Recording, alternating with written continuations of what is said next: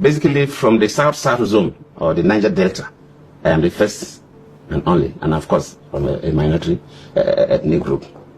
So the kind of politics our forefathers played from the 50s, I cannot say from 1914 when Nigeria was amalgamated, because the books you read don't give you a clear perspective of how Nigeria was amalgamated. It was done by the British people.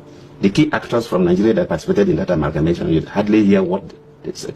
But that key political actors, people like Nnamdi Azikiwe, people like Obafemi Awolowo, people like the Sardauna of Sokoto, and so on, all these people were less than 10 years old at the time of amalgamation. They didn't play any role. But in the 50s, when we were marching towards independence, that was when these people came to play a key role that led to the independence in 1960. Political parties were formed during in the late 50s, leading to the independence. And the kind of politics our forefathers played that time is still the politics we play today. We play tribal and regional politics. And it is quite unfortunate. If you compare Nigeria to other African countries, you really see that you find it difficult to say that this was the national leader in Nigeria that attempted to bring the country together.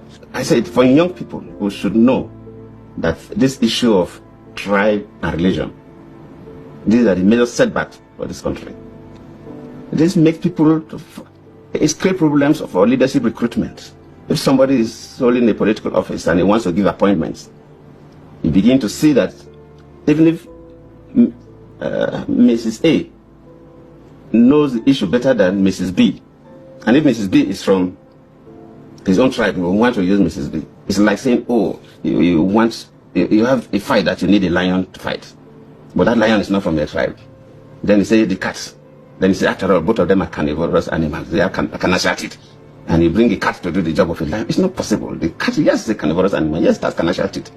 But the cat cannot do the job of a lion or a tiger or a leopard.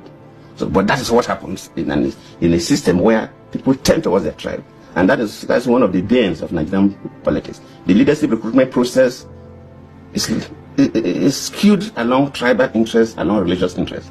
So you see how difficult it is to get the best. If people are contesting election, even as a president of a country or as a governor in the various states, I don't want to mention states. There are some states that if you come from some part of the state, you can never be the governor of the state, even if you are the best material at the time. In Nigeria, if you want to contest election, they first know, is it our turn? Is it their turn? Is it the turn of the Muslims? Is it the turn of the Christians? So this creates problem to recruit the best material, because you are not assessing the person you want to recruit to the leadership position based on competence.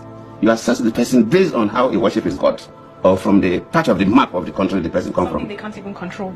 So these are the issues. So, but the key thing is, if the younger people can begin to gradually downplay the issue of region and religion in the politics of Nigeria, the leadership recruitment process will improve.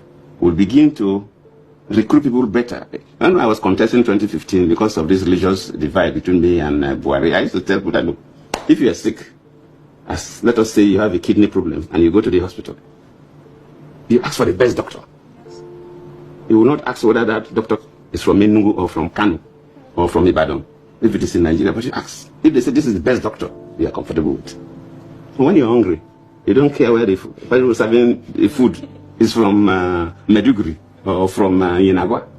You eat the food. That is normal human. But whenever it comes to a leadership recruitment process, through the political recruitment programs of election and so on and so forth, our wisdom is masked by these sentiments of region and religion. But Nigeria today, we are divided along tribal lines, we are divided along religious lines, and it worries me. And if we don't make any changes, which is difficult to make, it may continue even to your grandchildren, because we started wrongly. And there's no real effort to make sure we change.